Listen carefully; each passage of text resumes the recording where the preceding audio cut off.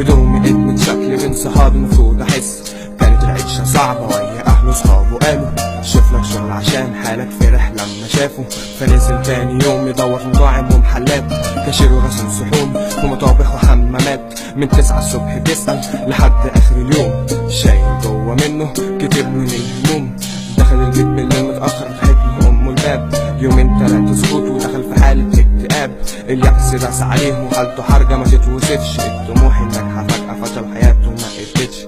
افتكره وهو صغير كان قاعد في الفصل بيرسم، ابوه دفن موهبته وفي الاخر دلوقتي بيندم. قاعد ومسك ريشته يرسم دماغه دماغ رسام، سهران طول الليل في لوحة لحد ما نعس نام.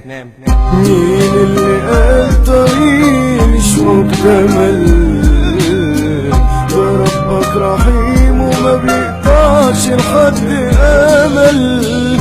صوتك هيكون رعد وغريب باين مسموع، يلا وضح الفرق وحدي ان مفيش خضوع. قام الصبح مندهش حواليه اوضته مفتوحة، بين كلام وانسجام على الرسمة واللوحة. تسلم ايد اللي رسمها، انت بجد عندك موهبة. كانت الرسمة بحر هايج هو راكب المركبة، خد حماس وخد تحفيز من اهله ومن جيرانه. يفتح محل عمل يرسم لوح يشتغل في مجاله، بقى ليه زباين خارجة وداخلة على المحل.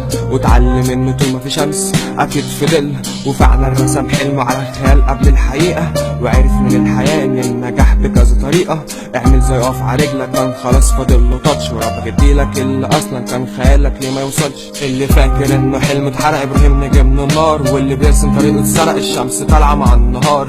ده وقع وافتكروه اتشنق الحبل كله فار، مش هتحققها مع اي قلق لازم ترسم المسار.